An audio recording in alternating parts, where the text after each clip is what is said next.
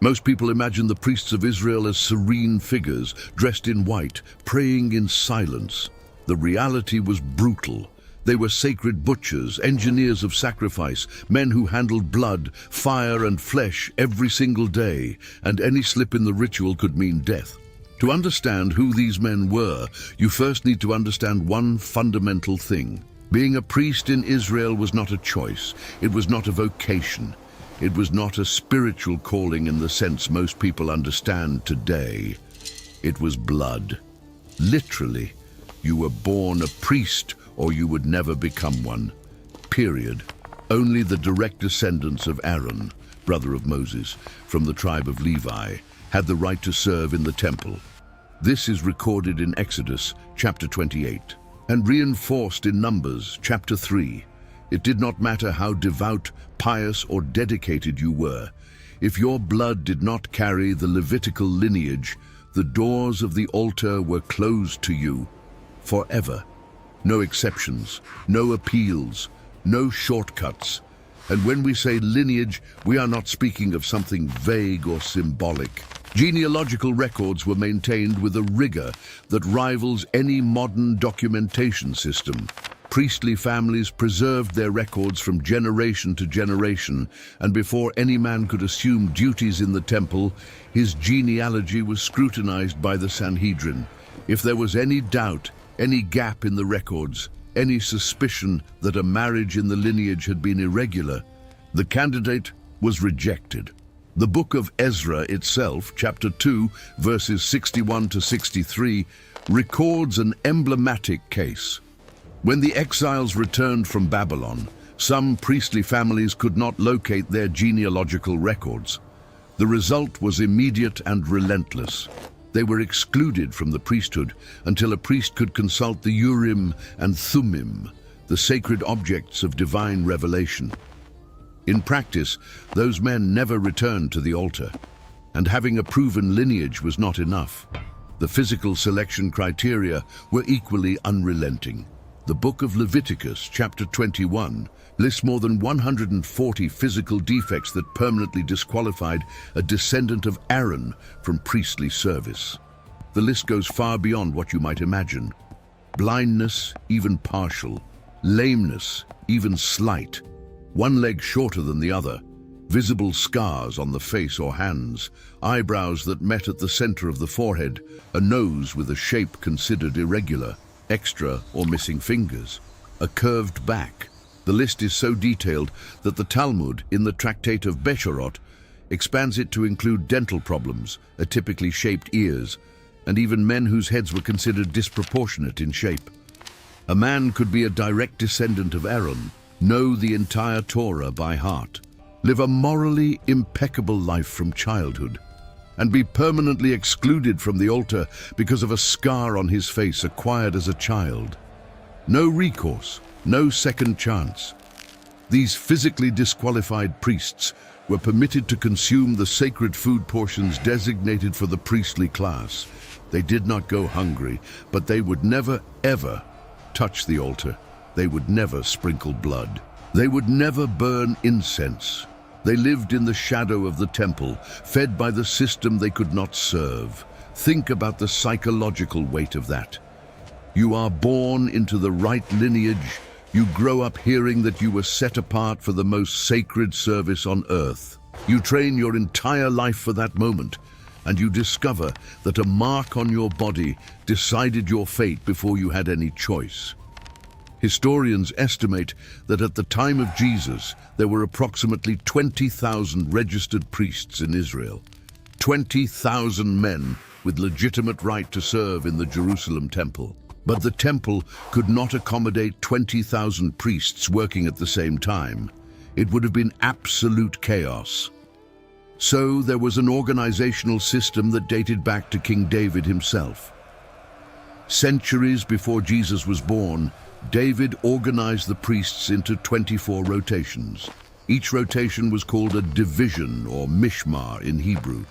The complete list appears in 1 Chronicles chapter 24.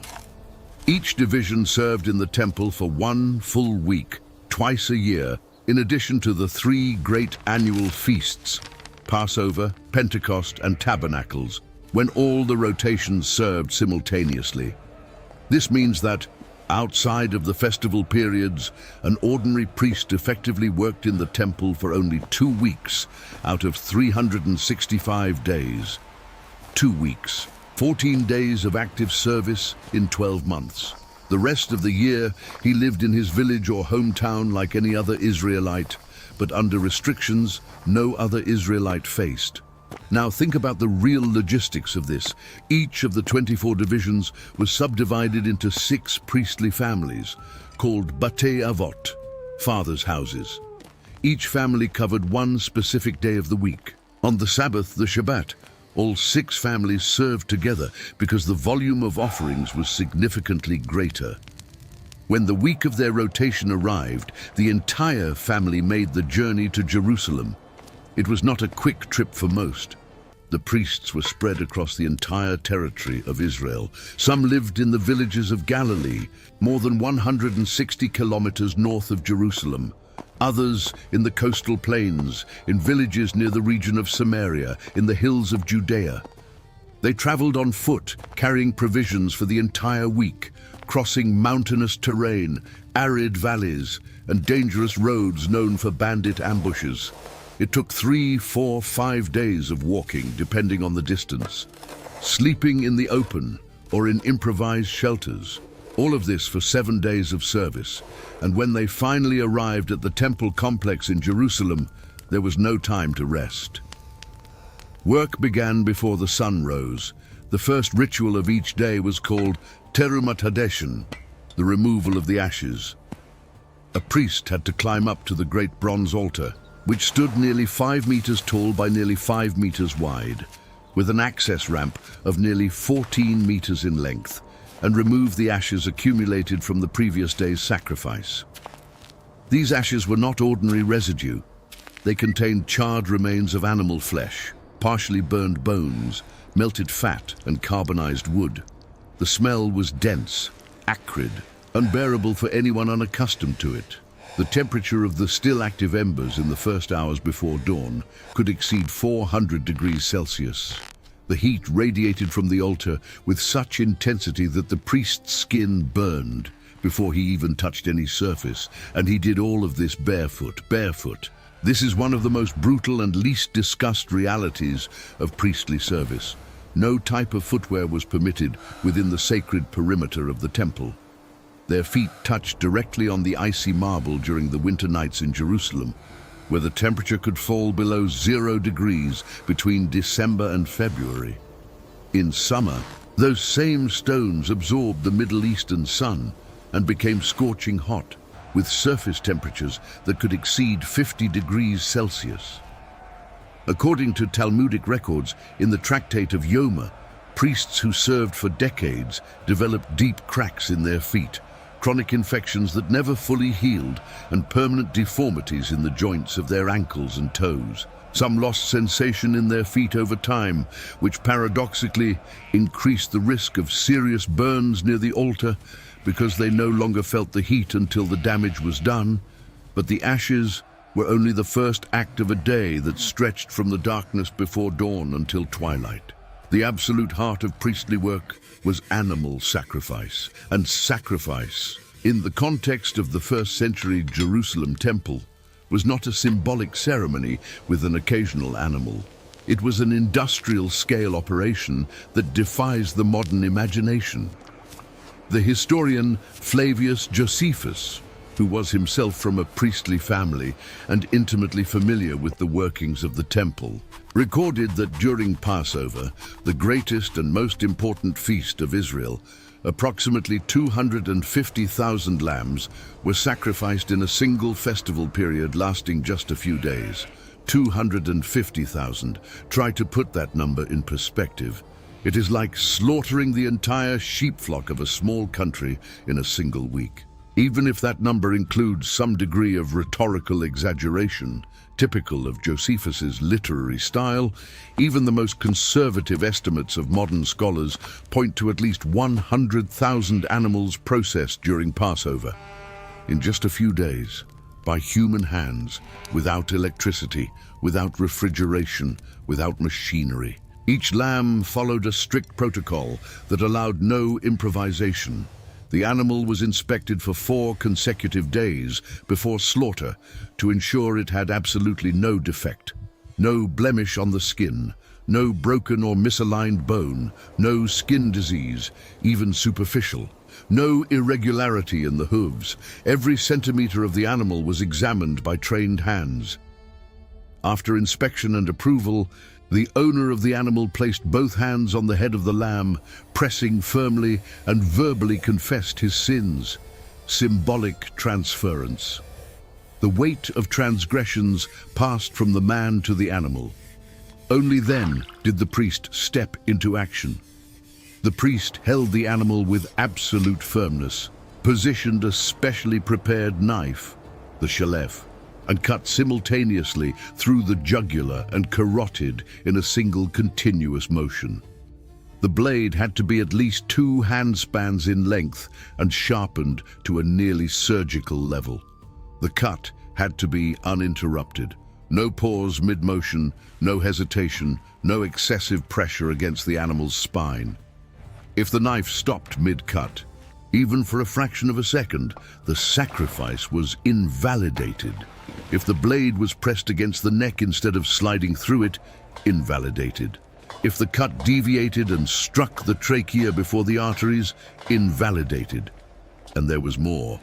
If the blade had any imperfection, any microscopic nick in the edge, any irregularity invisible to the naked eye, the entire animal was considered unfit, and the worshipper had to provide another. The priests dedicated hours to preparing their knives.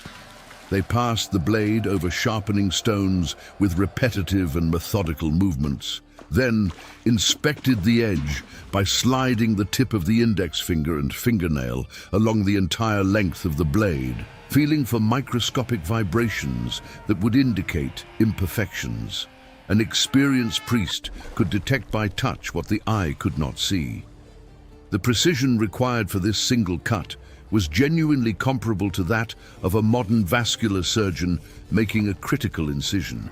The blood that poured from the animal's neck was collected in special silver or gold basins. It could not fall on the ground. Not a single drop was wasted. It could not coagulate inside the basin because coagulated blood was unusable for the ritual. A priest received the full basin and passed it immediately to the next priest on his left, who passed it to the next, forming an unbroken human chain that ended at the altar, where the last priest in the chain sprinkled the blood on the designated corners. This relay system operated without pause for hours on end on the busiest days. The Talmud, in the tractate of Pesachim, records a revealing detail about the basins. They had rounded bottoms specifically so that no priest could set them down on any surface and let the blood sit still. The shape forced constant movement. The hands could never rest. Now multiply this process by thousands or tens of thousands of animals processed in a single festival day. The floor of the temple courtyard was covered in blood, not partially, completely. The white marble disappeared beneath a red layer that seeped between the joints of the stones. The sound was a mixture of bleating, prayers, trumpets, and the metallic clatter of knives and basins. The smell combined the iron of fresh blood, exposed flesh, fat burning on the altar, and incense that tried, without much success, to overpower everything else. To handle this volume of blood, the engineers who designed the Second Temple built a sophisticated drainage system. Channels embedded in the marble floor directed the blood and residual liquids downward through pipes that ran beneath the Temple Mount and emptied into the Kidron Valley on the eastern side of Jerusalem. Modern archaeologists have already identified traces of this system. Historical records indicate that farmers in the region purchased this blood diluted in water as fertilizer for their olive groves and vineyards. Nothing was wasted in the temple ecosystem, and the blood was only one part of the processing. After the slaughter, the priest, or his team, had to skin the animal, removing the entire hide in a single piece without tearing it or piercing it. They had to open the body and separate the internal fats with extreme precision, specifically the fat covering the intestines, the fat of the kidneys, and the lobe of the liver. These specific parts were brought to the altar and burned completely in the fire, producing what the scriptures call a pleasing aroma to the Lord. The rest of the meat was divided according to a system of meticulous rules described in Leviticus, chapters 1 through 7. Some portions went to the priest who officiated the sacrifice, others to the priestly family of the current rotation, others to the worshipper who brought the animal. The breast of the animal and the right thigh always, without exception, went to the priests. This was the portion that the law designated as a perpetual contribution for the servants of the altar. This created a consequence that few people consider. The priests of Israel consumed enormous quantities of red meat, day after day, week after week, throughout their entire service life. The Talmud records bitter debates among rabbis about recurring health problems in the priestly class, mentioning chronic intestinal disorders, stomach ailments, and conditions that modern scholars associate with excessively protein-heavy diets. Some medical historians suggest that diseases such as gout, kidney problems, and liver complications were significantly more common among priests than in the general population of Israel. But the work in the altar courtyard was not the only priestly function. Inside the temple, there were 2 daily rituals that only priests could perform, and which were considered the most elevated and sacred moments of the entire routine. The first was the incense offering called ketoret. Twice a day, in the morning and at dusk, a priest entered alone into the holy place, the second chamber of the temple, and burned a special mixture of 11 spices on the golden altar. The exact formula for the incense is described in Exodus chapter 30 and included stacte, onycha, galbanum, and pure frankincense, among other ingredients. Making this mixture was a secret guarded by the Avtinas family, which held the production monopoly for generations. No other incense could be used, and no one outside the temple was permitted to replicate the formula for personal use. The penalty was spiritual exile from the community of Israel. Burning the incense was considered the greatest individual privilege in priestly life. So special, so singular, that a priest could only perform this function once in his entire existence, never again. The selection was made by lottery every morning, and any priest who had already been chosen was permanently excluded from this specific lottery.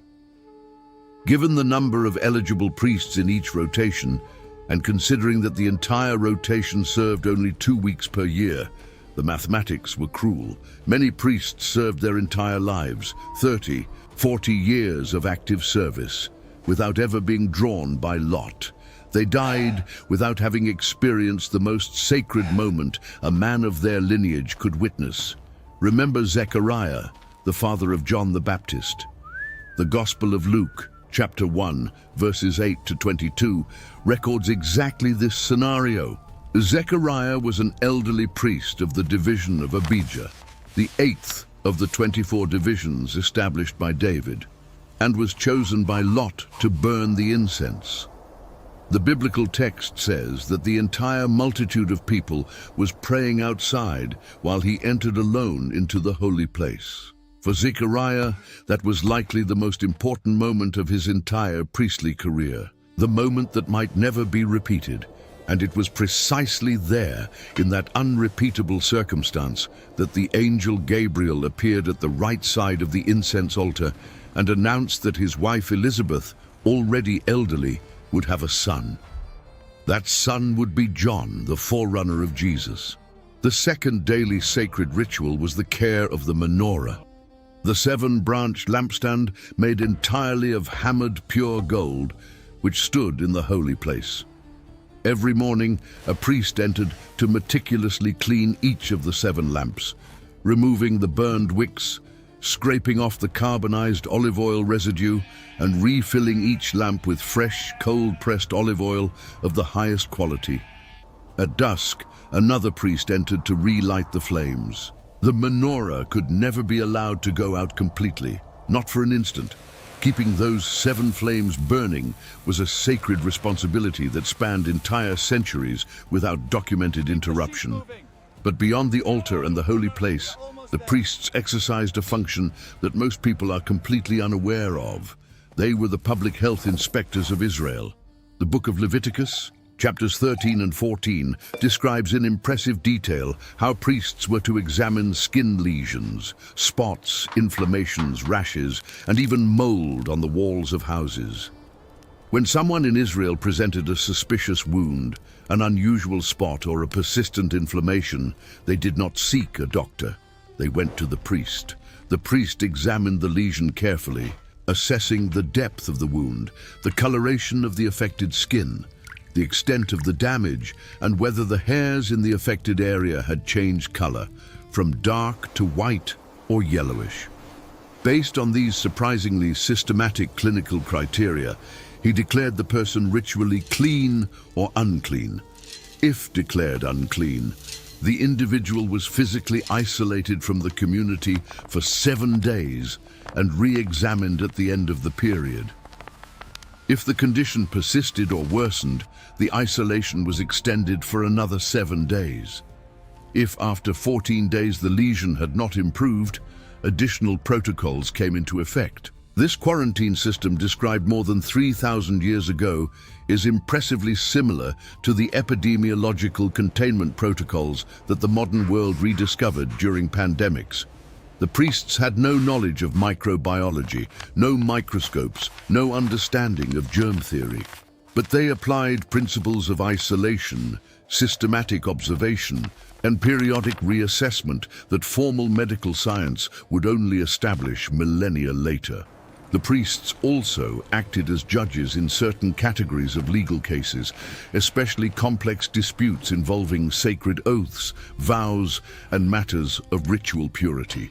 Deuteronomy chapter 17, verses 8 to 13, establishes that when a case was too difficult for the local judges of a city, cases involving bloodshed, disputes over rights, or cases of assault with ambiguous circumstances, the matter was to be brought to the Levitical priests serving in the Jerusalem temple. The decision pronounced by the priests was final, unappealable, absolute. Anyone who disobeyed the priestly sentence could be condemned to death.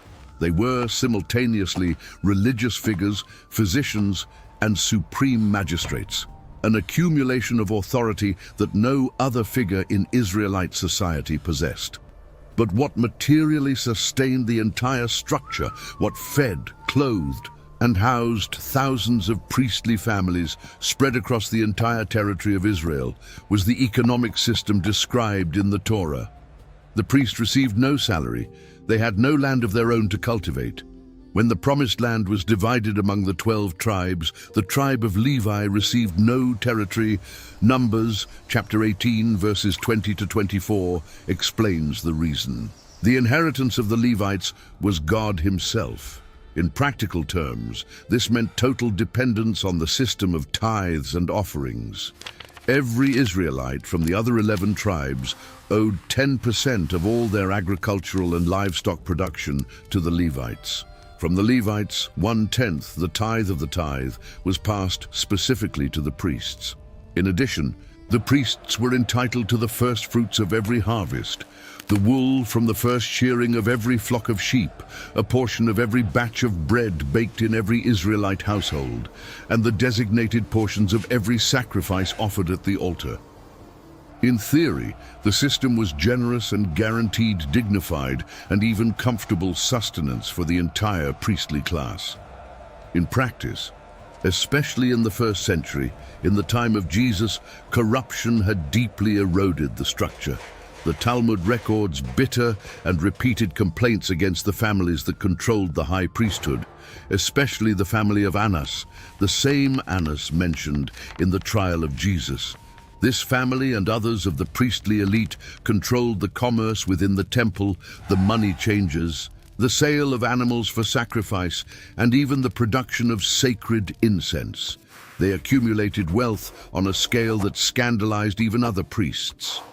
Meanwhile, ordinary priests from the more remote divisions, who lived in small villages in Galilee or the hills of Judea, could barely feed their families during the 49 weeks of the year when they were not serving in the temple. The contrast was obscene. The high priest wore garments whose cost was equivalent to years of labor by an ordinary peasant, while rural priests of the same blood, the same lineage, lived in conditions close to poverty. Now follow the complete routine of an ordinary day during the service week in the temple.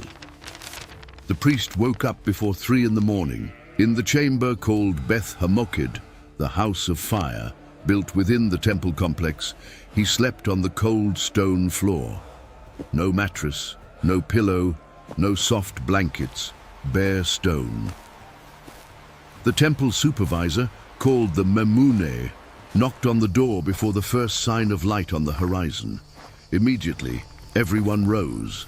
The first act was the complete ritual bath in the mikveh, an immersion tank fed by natural running water, whose temperature for most of the year was cold enough to make the entire body tremble. The immersion had to be total. Every centimeter of skin covered by water, including the hair, without any part of the body remaining above the surface. After the bath came the vestments, 4 mandatory pieces without exception, pure white linen breeches covering from the waist to the knees. Their primary function was to ensure modesty during the movements of climbing the altar and handling the sacrifices. A white linen tunic from neck to ankles, woven entirely in a single continuous piece without side seams. A colored linen sash wrapped repeatedly around the torso. The Talmud records that this sash, called avnet, was approximately 16 meters long and was wrapped multiple times around the body, from the waist to the chest. And finally, the white linen turban, called migbat, carefully wrapped around the head. Every piece had to be impeccable. No stains, no tears, no irregular seams. If any piece was minimally damaged or soiled, the priest was prohibited from serving that day. And all, absolutely all, were of pure linen. No mixture of wool, no other material whatsoever. In the winter of Jerusalem, where temperatures could fall below 0, that thin white linen was the only barrier between the priest's skin and the biting cold of the early morning. Barefoot on icy marble, dressed in fabric that retained no heat. After the bath and the vestments came the lotteries. 4 lotteries every morning determined the distribution of tasks. The first lottery, who would remove the ashes from the altar. The second, who would slaughter the morning lamb, who would collect the blood, who would clean the lampstand, who would carry the animal parts up the altar ramp. The third, who would have the privilege of burning incense in the holy place. The fourth, who would place the portions of the sacrifice on the altar fire. Each lottery was conducted by the supervisor in the presence of all the priests of the rotation, and no man could refuse or swap the task he received. After the lotteries were completed, the daily sacrifice called tamid began, a Hebrew word meaning continuous or perpetual. 2 absolutely unblemished lambs were sacrificed every day, 1 in the morning and 1 at dusk. This ritual was never interrupted throughout the entire period the temple stood. Not during military sieges, not during internal political crises, not during plagues or famines. The tamid was considered the beating heart of the temple, and as long as the temple stood, the lambs were offered without fail. Alongside each lamb, the priests prepared and offered a grain offering, fine wheat flour mixed with pure olive oil, and a wine libation. The wine was ceremoniously poured at the base of the altar, while the Levites, positioned on the steps separating the Israelite courtyard from the priestly courtyard, sang the psalm designated for that specific day of the week. According to the Mishnah, in the tractate of Tamid, at the exact moment the wine touched the base of the altar, 2 priests sounded silver trumpets. and the sound echoed across the entire Kidron Valley, passed through the city walls, and reached the hills surrounding Jerusalem, signaling to all the people of Israel that the morning sacrifice was complete and accepted. But there was one day a year that completely transformed the dynamics of the temple. Yom Kippur, the Day of Atonement, described in detail in Leviticus chapter 16.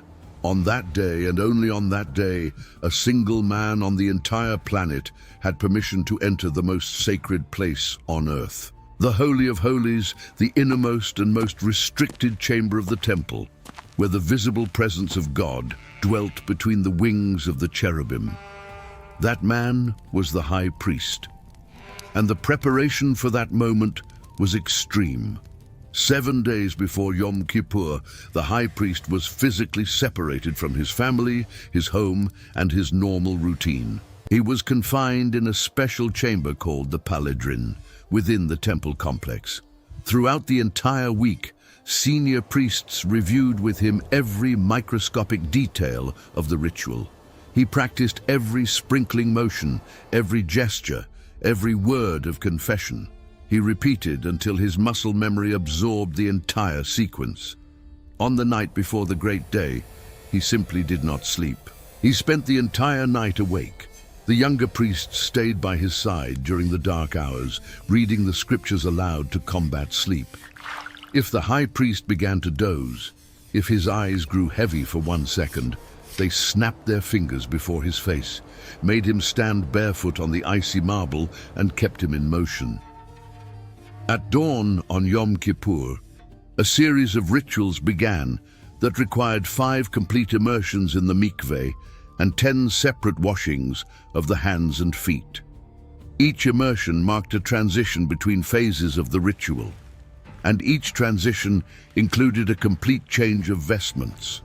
From simple white linen to the 8 glorious pieces, which included the hoshen, the breastplate with 12 precious stones representing the 12 tribes, the ephod woven with real gold threads interlaced with blue, purple, and crimson, the blue robe with decorative pomegranates and golden bells along the hem, and the tzitz, the plate of pure gold fixed to the forehead with the engraved inscription, "Holy to the Lord." And then, again, back to simple white linen before crossing the veil and entering the Holy of Holies. Inside the Holy of Holies, the high priest was completely alone. No assistants, no witnesses, no other human being of any kind. According to the tradition preserved in the Talmud, a rope was tied to the ankle of the high priest before he entered, so that the other priests could drag his body out in case he died in the direct presence of God, because absolutely no other person could enter that space under any circumstance. Inside the Holy of Holies, he sprinkled the blood of the sacrificed bull and goat 7 times toward the kaparet, the mercy seat, counting each sprinkling aloud and clearly. 1, 1, and 1, 1 and 2, 1 and 3, 1 and 4, 1 and 5, 1 and 6. Each number had to be articulated with absolute clarity, without stuttering, without losing count. The spiritual fate of the entire nation depended on the precision of that solitary man in that dark room. When the high priest emerged alive from the Holy of Holies, the relief was visible, audible, almost physical.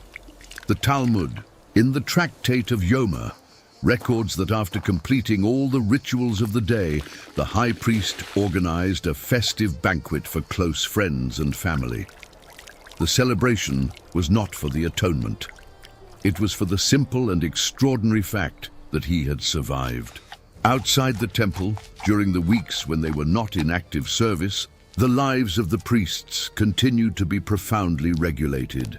The restrictions of Leviticus, chapter 21, controlled aspects of existence that went far beyond the altar.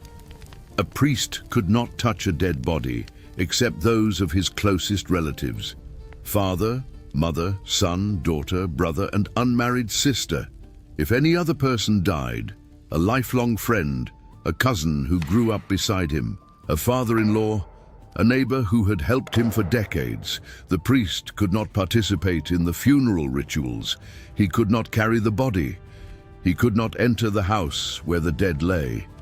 In a culture where absence from funeral rites was considered a grave offense and a violation of the most fundamental community bonds, this forced isolation carried an immense social and emotional cost. What happened to a priest when his body aged and the physical defects listed in Leviticus inevitably appeared?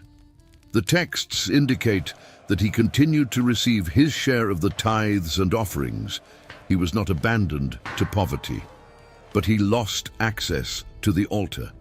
A man trained from childhood for sacred service, whose entire identity was built around the temple, suddenly could no longer approach the place that gave meaning to his existence.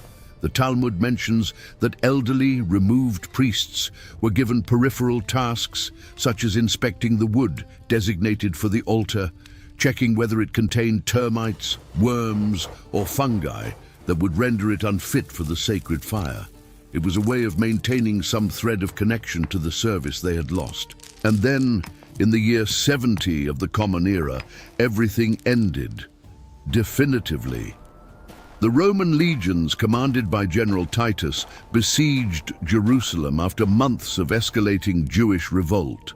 After a devastating siege that included widespread famine, cannibalism documented by Josephus, and fratricidal violence among Jewish factions within the walls, the Roman soldiers finally stormed the temple complex.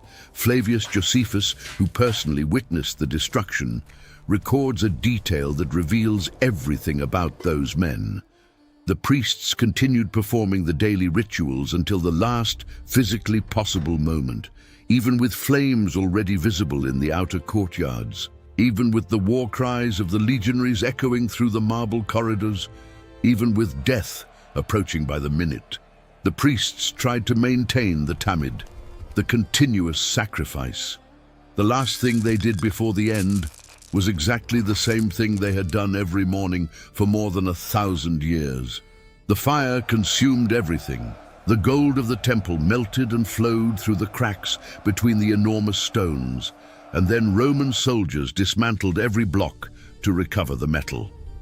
The sacred vestments turned to ash. The silver and gold utensils were looted and carried to Rome, where they would appear carved on the Arch of Titus as a war trophy. Josephus records that some priests climbed to the roof of the sanctuary and tore off the golden spikes that prevented birds from landing on the sacred roof, hurling them at the Roman soldiers as a last and desperate form of resistance. They died up there. On the roof of the house, they had served their entire lives. For more than 1,000 years, the priestly system of Israel functioned as a living organism. 24 rotations, thousands of families, rituals executed with the precision of a modern assembly line. And then, in a single day in the year 70, everything stopped. There was no transition. There was no substitute.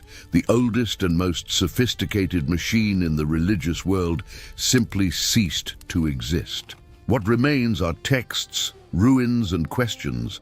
How did such a complex system sustain itself for so long? What is lost when a 1,000-year-old tradition disappears in a matter of hours? And what do those men who dedicated their entire lives to a service the modern world can barely comprehend teach us about discipline, purpose, and the true cost of keeping something greater than yourself functioning?